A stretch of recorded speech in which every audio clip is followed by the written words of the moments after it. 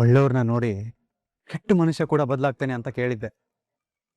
ಆದ್ರೆ ಇವಳು ರಾಘವೇಂದ್ರ ಅಂತ ಒಳ್ಳೆ ವ್ಯಕ್ತಿ ಸವಾಸದಿಂದನೂ ತನ್ನನ್ನು ತಾನು ಬದಲಾಯಿಸ್ಕೊಳ್ಳಿಲ್ಲ. ಇವಳು ದುಡುಕು ನಿರ್ಧಾರಗಳಿಂದಲೇ ಒಬ್ಬ ಒಳ್ಳೆ ವ್ಯಕ್ತಿನ ಕಳ್ಕೊಂಡ್ಬಿಟ್ಲು.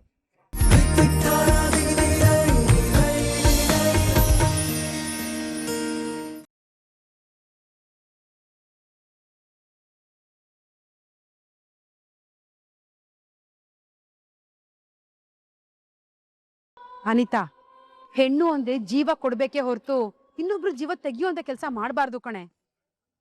ಇನ್ನೊಬ್ರು ನೋವು ನೋಡಿ ಮರುಗ್ಬೇಕೇ ಹೊರತು ಸಂಭ್ರಮ ಪಡಬಾರ್ದು ಕಣೆ. ನನ್ನನ್ನ ಜೀವ ಕಳ್ಕೊಳ್ಳೋ ಪರಿಸ್ಥಿತಿಗೆ ತಂದಿಟ್ಟು ಅವರು ಸಂತೋಷವಾಗಿರೋದ್ನ ಹೇಗಮ್ಮ ನೋಡ್ಕೊಂಡ್ ಸುಮ್ನಿರ್ಲಿ.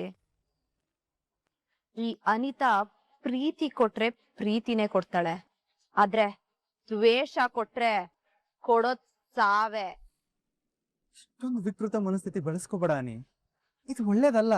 ಅಣ್ಣ, ನನ್ ದ್ವೇಷ ತೀರೋವರ್ಗು ನನಗ್ ಉಸಿರಾಡಕ್ಕೂ ಕಷ್ಟ ಆಗ್ತಿತ್ತು, ಕೋಪದಿಂದ ಮನ್ಸು ಕುದೀತಾ ಇತ್ತು. ಆದ್ರೆ ಇವಾಗ ಅವಳಲ್ಲಿ ಕ್ಷಣ ಕ್ಷಣಕ್ಕೂ ಸಾವಿಗೆ ಹತ್ರ ಆಗ್ತಾ ಇದ್ರೆ ನನಗ್ ಎಷ್ಟು ಖುಷಿ ಆಗ್ತಾ ಇದೆ ಗೊತ್ತಾ. ನಾನು ರಾಘವೇಂದ್ರನ ಒಂದೇ ಒಂದ್ಸಲ ಸಾಯಿಸಿ ಮುಕ್ತಿ ಕೊಡಬೇಕು ಅನ್ಕೊಂಡೆ. ನನಗೆ ಅವಮಾನ ಮಾಡಿ ನೋವು ಕೊಟ್ಟೋರಿಬ್ರು ಶಿಕ್ಷೆ ಅನುಭವಿಸ್ತಾ ಇದ್ದಾರೆ ಅಂದ್ರೆ ಅದು ನನಗ್ ಸಂತೋಷದ ವಿಷಯ ತಾನೆ. ಅನಿತಾ, ದ್ವೇಷ ಅನ್ನೋದು ಬೆಂಕಿ ಇದ್ದ ಕಣಮ್ಮ. ಅದು ತಾನು ಹುಟ್ಟಿ ಜಾಗನ ಮೊದಲು ಸುಟ್ಟು ಆಮೇಲೆ ಬೇರೆ ಜಾಗನ ಸುಡುತ್ತೆ. ಅದನ್ನ ನೀನ್ ಮರಿಬೇಡ. I don't care. ನಂದು ಒಂದು ಕಣ್ಣು ಹೋದ್ರೂ ಪರವಾಗಿಲ್ಲ, ಆದ್ರೆ ನನ್ ಎದುರಾಳಿ 2 ಕಣ್ಣು ತೆಗಿಬೇಕು ಅನ್ನೋಳ್ ನಾನು. ಇವಾಗ ನಾನ್ ಖುಷಿಲಿದ್ದೀನಿ, ಅದನ್ನ ಅನ್ಭವಿಸದಕ್ ಬಿಡಿ. ಈ ನೀತಿ ಪಾಠಗಳನ್ನ ನಿಮ್ಮ ಹತ್ರನೇ ಇಟ್ಕೊಳ್ಳಿ.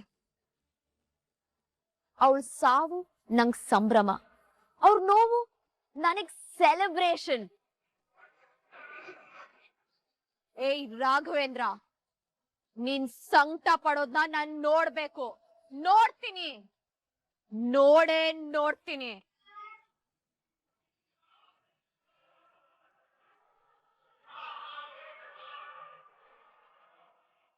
ಡಾಕ್ಟರ್, ನಮ್ ಜಾನ್ಸಿ ಹೇಗಿದ್ದಾಳೆ?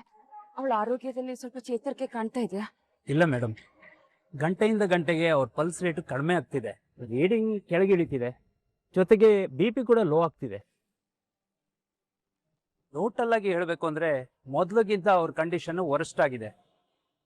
ಟೈಮ್ ಕಳೆದಂಗೆಲ್ಲ ಸಿಚುಯೇಷನ್ ನಮ್ ಕೈ ತಪ್ಪು ಹೋಗ್ತಿದೆ. ಈ ಪರಿಸ್ಥಿತಿಲಿ ದೇವ್ರ ಮೇಲೆ ನಂಬಿಕೆ ಇಡಿ ಅಂತ ಹೇಳ್ಬೋದಷ್ಟೇ. ಯಜಮಾನ್ರೆ, ಪರಿಸ್ಥಿತಿ ಏನಾದ್ರೂ ಆಗಿರ್ಲಿ, ನಂಬಿಕೆ ಕಳ್ಕೋಬೇಡಿ. ನಮ್ ಜಾನ್ಸಿ ಮೇಡಮ್ ಏನು ಆಗಲ್ಲ. ಇಡಿಯಟ್ ರಾಘು, ಬೇರೆ ಯಾವ್ದಾದ್ರು ದೊಡ್ಡ ಹಾಸ್ಪಿಟಲ್ ಕರ್ಕೊಂಡು ಹೋಗಿದ್ರೆ ನಮ್ ಜಾನ್ಸಿಗೆ ಈ ತರ ಪರಿಸ್ಥಿತಿ ಬರ್ತಾ ಇರ್ಲಿಲ್ಲ. ಹೋಗಿ ಹೋಗಿ ಈ ಹಾಸ್ಪಿಟಲ್ ಕರ್ಕೊಂಡು ಬಂದಿದ್ದಾನೆ. ಮೇಡಮ್, ಯಾರೇ ಮನುಷ್ಯ ಆದ್ರೂ ಮೊದ್ಲು ಪ್ರಾಣ ಉಳಿಸೋದ್ ನೋಡ್ತಾರೆ ಹೊರತು ಆಸ್ಪತ್ರೆ ಯಾವ್ದು ಅಂತ ನೋಡಲ್ಲ. ಆ ಪರಿಸ್ಥಿತಿಲಿ ಜಾನ್ಸಿ ಮೇಡಮ್ ಪ್ರಾಣ ಕಾಪಾಡೋದಷ್ಟೇ ಮುಖ್ಯ ಆಗಿರುತ್ತೆ. ಅವನಿಗೆ ಅದೇ ಮುಖ್ಯ ಆಗಿದ್ರೆ ಅವನಿಲ್ಲಿ ಇರ್ತಾ ಇದ್ದ. ನಾವಿಲ್ಲಿ ನಮ್ ಜಾನ್ಸಿ ಪರಿಸ್ಥಿತಿ ನೋಡಿ ನೋವು ಸಂಕಟದಲ್ಲಿದ್ರೆ ಅವನಲ್ಲೆಲ್ಲೋ ಅಲಿಯಕ್ ಹೋಗಿದ್ದಾನೆ. ಮೇಡಮ್, ನೀವು ತಪ್ಪು ತಿಳ್ಕೊಂಡಿದ್ದೀರಾ. ರಾಘು ಸರ್ ಎಲ್ಲೂ ಅಲಿಯಕ್ ಹೋಗಿಲ್ಲ. ತಾವು ಬದುಕಿನ ನಡುವೆ ಹೋರಾಡ್ತಿರೋ ತನ್ನ ಹೆಂಡತಿ ಪ್ರಾಣನ ಕಾಪಾಡೋದಕ್ಕೆ ದೇವಸ್ಥಾನಕ್ಕೆ ಹೋಗಿ ಕಠಿಣ ವೃತ ಮಾಡ್ತಿದ್ದಾರೆ. ಹೌದೇನೋ? ಹೌದು ಯಜಮಾನ್ರೆ. ಆ ಡಾಕ್ಟರ್ ಬಂದು ಮೇಡಮ್ನ ದೇವ್ರೇ ಕಾಪಾಡ್ಬೇಕು ಅಂತ ಹೇಳಿದ್ದಕ್ಕೆ ರಾಘು ಸರ್ ದೇವಸ್ಥಾನಕ್ಕೆ ಹೋಗಿ ದೇವ್ರನ್ನೇ ಬೇಡ್ಕೊತಿದ್ದಾರೆ. ತನಗೆ ಏನಾದ್ರೂ ಪರವಾಗಿಲ್ಲ ಅಂತ ರಾಮಾಚಾರಿ ಅವ್ರ ಮಾರ್ಗದರ್ಶನದಲ್ಲಿ ತುಂಬಾ ಕಠಿಣವಾದ ವೃತ ಮಾಡ್ತಿದ್ದಾರೆ. ನೋಡ್ದಿಯ ತುಳಸಿ, ನಾವ್ ಇಲ್ಲಿ ಕೂತ್ಕೊಂಡು ಕಾಪಾಡಪ್ಪ ಅಂತ ಬೇಡ್ಕೋತಾ ಇದ್ದೀವಿ. ಆದ್ರೆ ರಾಘು ತನ್ನ ಹೆಂಡತಿಗೋಸ್ಕರ ಕಷ್ಟವಾದ ವ್ರತವನ್ನ ಮಾಡ್ತಾ ಇದ್ದಾನಂತ. ದೇವ್ರೆ, ನಮ್ ಪ್ರಾರ್ಥನೆನ ನಡೆಸ್ಕೊಡು, ನನ್ ಮೊಮ್ಮಗಳನ್ನು ಉಳಿಸ್ಕೊಡಪ್ಪ.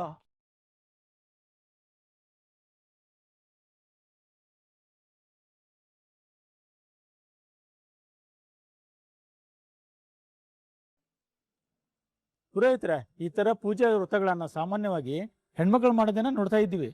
ಆದ್ರೆ ಇಲ್ಲಿ ಗಂಡು ಹುಡುಗ ಮಾಡ್ತಾ ಇದ್ದಾನೆ. ಏನೋ ಹೆಣ್ ಸಿಗ್ಲಿ ಅಂತಾನಾ? ಇಲ್ಲ, ತನ್ನ ಹೆಂಡತಿ ಉಳಿಲಿ ಅಂತ. ಪಾಪ, ಅವ್ರ ಹೆಂಡತಿಗೆ ಆಕ್ಸಿಡೆಂಟ್ ಆಗಿ ಸಾವು ಬದುಕಿನ ಮಧ್ಯೆ ಹೋರಾಡ್ತಿದ್ದಾಳಂತೆ. ಅವಳ ಪ್ರಾಣನ ಹೇಗಾನ ಉಳಿಸ್ಕೊಡು ಅಂತ ದೇವ್ರನ್ನ ಬೇಡ್ಕೊಂಡು ಶ್ರದ್ಧೆ ಭಕ್ತಿಯಿಂದ ವ್ರತ ಮಾಡ್ತಿದ್ದಾನೆ.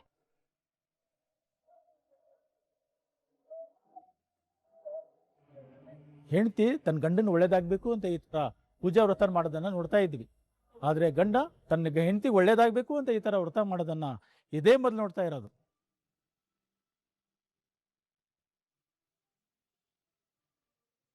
ನಿಜವಲ್ಲಿ ಇಂಥ ಹುಡುಗನ ಕೈ ಇಡೋದಕ್ಕೆ ಆ ಹುಡುಗಿ ಎಷ್ಟು ಜನ್ಮ ಪುಣ್ಯ ಮಾಡಿದಾಳೆ ಏನೋ. ನಿಮ್ ಮಾತು ನಿಜ. ಇವನ್ ಭಕ್ತಿ ಮತ್ತು ವ್ರತಕ್ಕೆ ಆ ಭಗವಂತ ತೃಪ್ತನಾಗಿ ಆ ಹುಡುಗಿ ಜೀವ ಉಳಿಸ್ಕೊಟ್ರೆ ಸಾಕು. ಉಳಿಸ್ಕೊಡ್ಲಿ ಅಂತ ನಾನು ದೇವರಲ್ಲಿ ಪ್ರಾರ್ಥನೆ ಮಾಡ್ತೀನಿ.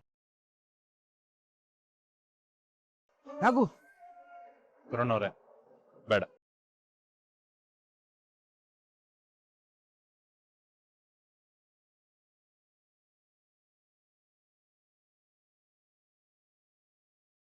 ಪಾಪ ತುಂಬಾ ಭಕ್ತಿಯಿಂದ ಸೇವೆ ಮಾಡಿ ಮುಗಿಸಿದಾರೆ ಅನ್ಸುತ್ತೆ.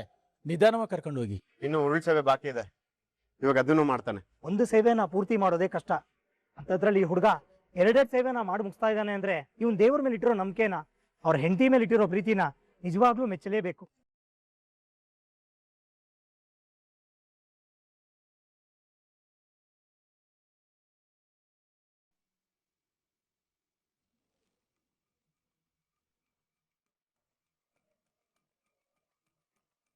ಒಳ್ಳೆಯವ್ರನ್ನ ನೋಡಿ ಕೆಟ್ಟ ಮನುಷ್ಯ ಕೂಡ ಬದಲಾಗ್ತಾನೆ ಅಂತ ಕೇಳಿದ್ದೆ. ಆದ್ರೆ ಇವಳು ರಾಘವೇಂದ್ರ ಅಂತ ಒಳ್ಳೆ ವ್ಯಕ್ತಿ ಸವಾಸದಿಂದನೂ ತನ್ನನ್ನು ತಾನು ಬದಲಾಯಿಸ್ಕೊಳ್ಳಿಲ್ಲ. ಇವಳು ದುಡುಕು ನಿರ್ಧಾರಗಳಿಂದಲೇ ಒಬ್ಬ ಒಳ್ಳೆ ವ್ಯಕ್ತಿನ ಕಳ್ಕೊಂಡ್ಬಿಟ್ಲು. ಇವತ್ತು ರಾಘವೇಂದ್ರ ಅವರು ಉಳಿಸ್ಕೊಡು ಅಂತ ಹೇಳಿ ದೇವಸ್ಥಾನದಲ್ಲಿ ಕಠಿಣ ವ್ರತ ಮಾಡ್ತಿದ್ದಾರೆ. ಅಷ್ಟು ಒಳ್ಳೆ ವ್ಯಕ್ತಿತ್ವ ಅವ್ರದ್ದು.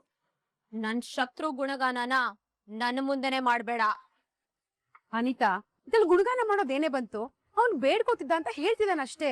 ಹಾಗಿದ್ರೆ ಅವನು ಉಳಿಸ್ಕೊಡು ಅಂತ ದೇವ್ರ ಹತ್ರ ಬೇಡ್ಕೊಬಿಟ್ರೆ ಅವ್ಳ ಜೀವ ಉಳ್ದು ಬಿಡುತ್ತಾ?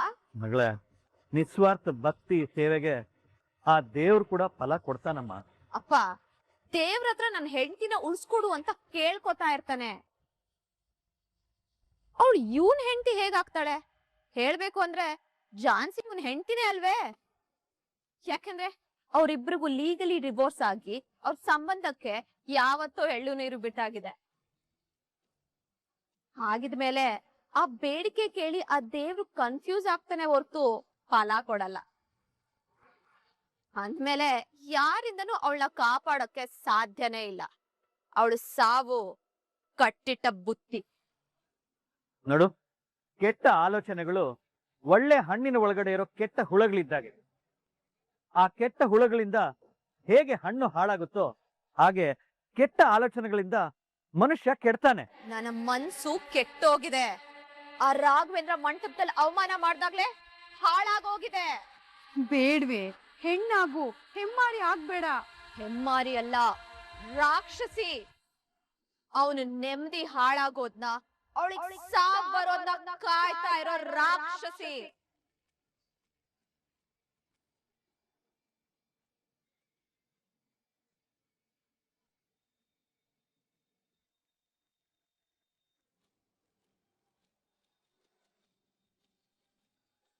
ಅವ್ರು ಯಾವ ಮೆಡಿಸಿನ್ಗೂ ರೆಸ್ಪಾಂಡ್ ಮಾಡ್ತಾನೆ. ಈಗ ರೀಡಿಂಗ್ ಫುಲ್ ಕೆಳಗೆ ಹೋಗ್ತಾ ಇದೆ. ಐ ಥಿಂಕ್ ಏನ್ ಟ್ರೀಟ್ಮೆಂಟ್ ಮಾಡಿದ್ರೆ ಯೂಸ್ ಇಲ್ಲ ಅನ್ಸುತ್ತೆ. ಮೊದ್ಲು ಈ ವಿಷಯ ಡಾಕ್ಟರ್ಗಳ ನಮ್ಮ ಕೋಪಿಟ್ಕೊಳ್ಳಾರ್ದಾಗ ಅರ್ಥನೇ ಇಲ್ಲ.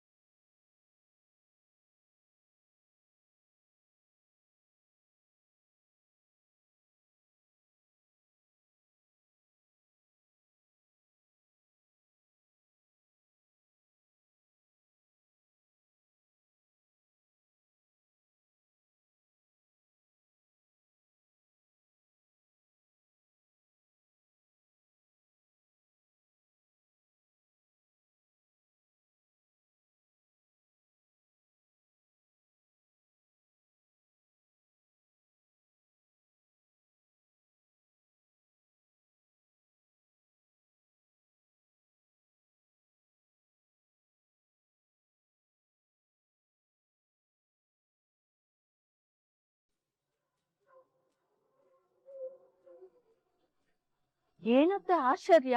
ಹೆಚ್ಚು ಕಮ್ಮಿ ನಾನು ಲಲಿತಕ್ಕ ಮದ್ವೆ ಆಗಿ ಬಂದಾಗ್ಲಿಂದ ನೀವು ದೇವ್ರ ದೀಪ ಹಚ್ಚಿದ್ದೆ ನೋಡಿರ್ಲಿಲ್ಲ. ಇವತ್ತೇನ್ ವಿಶೇಷ?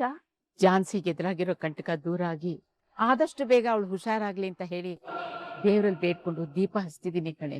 ಯಾಕಜ್ಜಿ ಅವಳ ಬಗ್ಗೆ ಅಷ್ಟೊಂದ್ ತಲೆ ಕೆಡ್ಸ್ಕೊತಿದ್ದೀರಾ? ಮಾತಾಡಿದ್ರೆ ಅವಳು ಹುಷಾರಾಗ್ಬೇಕು ಅಂತ ಯಾಕೆ ಬೇಡ್ಕೊತಿದ್ದೀರಾ? ಹೌದು ಅತ್ತೆ, ನನ್ಗೂ ಯಾಕೋ ಇದು ಸರಿ ಅನ್ಸ್ತಿಲ್ಲ. ಅವಳಿಗೋಸ್ಕರ ನೀವ್ ಯಾಕೆ ಬೇಡ್ಕೋಬೇಕು? ಅವಳಿಗೂ ನಿಮ್ಗೂ ಏನ್ ಸಂಬಂಧ? ಇಷ್ಟಕ್ಕೂ ಅವಳು ಯಾರು ಈ ಮನೆಗೆ ಅಂತ ಇಷ್ಟೆಲ್ಲ ಮಾಡ್ತಿದ್ದೀರಾ? ಅವಳು ಈ ಕುಟುಂಬದಲ್ಲಿ ಒಬ್ಳು, ನಮ್ಮನೆ ಸೊಸೆ, ನನ್ನ ಮೊಮ್ಮಗನ ಹೆಂಡತಿ. ಅವಳಲ್ಲಿ ಸಾವು ಬದುಕಿನ ಮಧ್ಯೆ ಹೋರಾಡ್ತಾ ಇದ್ರೆ ಅವಳನ್ನ ಕಾಪಾಡು ಅಂತ ಹೇಳಿ ಒಳ್ಳೆ ಮನಸ್ಸಿಂದ ಬೇಡ್ಕೊಳ್ಳೋದು ನಮ್ ಕರ್ತವ್ಯ ಕಣಿದೆ. ಅಲ್ಲ ಅತ್ತೆ, ಎಲ್ಲ ಅವಳಿಂದಾನೇ ಸಾಕ್ ಬಾಯ್ ಮುಚ್ಚೆ. ನೋಡೆ, ಅವಳು ಈ ಮನೆ ಸೊಸೆ, ಅವಳನ್ನ ಉಳಿಸ್ಕೊಡು ಅಂತ ಕೇಳ್ಕೊಂಡು ನಮ್ಮನೆ ದೀಪ ಬೆಳಗೋದಕ್ಕೆ ಅವಳನ್ನ ಕಳಿಸ್ಕೊಡು ಅಂತ ಕೇಳ್ಕೊಳ್ಳೋದು ನಮ್ ಕರ್ತವ್ಯ ಕಣೆ. ಹೌದಮ್ಮ, ಯಾರು ಏನ್ ಹೇಳಿದ್ರು ಈ ವಿಷಯದಲ್ಲಿ ನಮ್ಮ ನಿರ್ಧಾರ ಬದಲಾಗಲ್ಲ. ಯಾವತ್ತಿದ್ರೂ ನಮ್ಮ ರಾಘು ಹೆಂಡತಿ ಈ ಮನೆ ಸೊಸೆ ಝಾನ್ಸಿನೇ. ಆದಷ್ಟು ಬೇಗ ಹುಷಾರಾಗಿ ನಮ್ಮ ಮನೆಗೆ ಬರೋ ಥರ ಮಾಡು ದೇವ್ರೆ. ದೇವ್ರೆ, ನಮ್ಮ ಅಣ್ಣನ್ಗೆ ಝಾನ್ಸಿ ಅಕ್ಕನೆ ಸರಿಯಾದ ಜೋಡಿ. ಅವರಿಬ್ರು 100 ವರ್ಷ ಸುಖವಾಗಿ ಬಾಳೋ ಹಾಗೆ ಮಾಡಪ್ಪ. ನನಗ್ ಗೊತ್ತಿಲ್ದೇನೋ ಝಾನ್ಸಿ ಮನೆಯಿಂದ ಹೋದ್ರೆ ಸಾಕು ಅಂತ ಬೇಡ್ಕೊಳ್ತಾ ಇದ್ದೆ. ಆದ್ರೆ ಇವತ್ತು ಮನ್ಸ್ ಪೂರ್ತಿಯಾಗಿ ನಿನ್ನ ಹತ್ರ ಬೇಡ್ಕೊಳ್ತಾ ಇದ್ದೀನಿ, ಝಾನ್ಸಿ ಆದಷ್ಟು ಬೇಗ ಈ ಮನೆಗೆ ವಾಪಸ್ ಬರೋಂಗ್ ಮಾಡಪ್ಪ.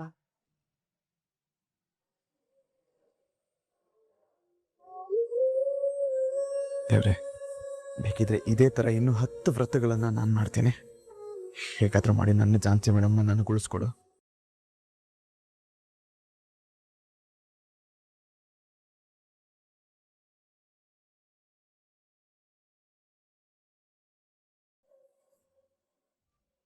ಹಾಗೂ ಇನ್ಯಾವ ಭಯನೂ ಇಲ್ಲ.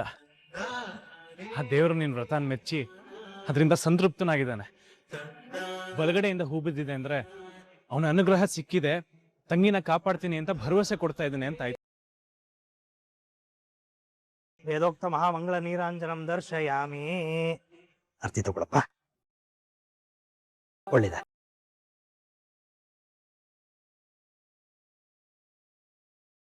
ನಿಮ್ ವ್ರತ ಪರಿಪೂರ್ಣವಾಯ್ತು. ಇನ್ನ ನೀವು ನಿಶ್ಚಿತೆಯಿಂದ ಇರಿ. ನೋಡಿ, ಈ ಕುಂಕುಮನ ತಗೊಂಡು ಹೋಗಿ ನಿಮ್ ಹೆಂಡತಿ ಹಣೆಗಿಡಿ, ಖಂಡಿತವಾಗ್ಲೂ ಬೇಗುಣ ಆಗ್ತಾರೆ. ಆ ದೇವ್ರು ಎಲ್ಲ ಒಳ್ಳೇದೇ ಮಾಡ್ತಾನೆ. ಒಳ್ಳೇದಾಗ್ಲಿ. ರಾಘು, ನಿಷ್ಕಲ್ಮಶವಾದ ಭಕ್ತಿ, ಸ್ವಾರ್ಥ ಇಲ್ದಿರೋ ಬೇಡಿಕೆಗೆ ಆ ದೇವರು 100%. ನೀನ್ ತಲೆ ಕೆಡ್ಸ್ಕೊಬೇಡ. ಈ ಕುಂಕುಮನ್ ತಗೊಂಡು ಹೋಗಿ ತಂಗಿ ಹಣೆಗಿಡು, ಅವನೇ ಅವಳನ್ನ ಕಾಪಾಡಿ ಎಲ್ಲ ಸರಿ ಮಾಡ್ತಾನೆ.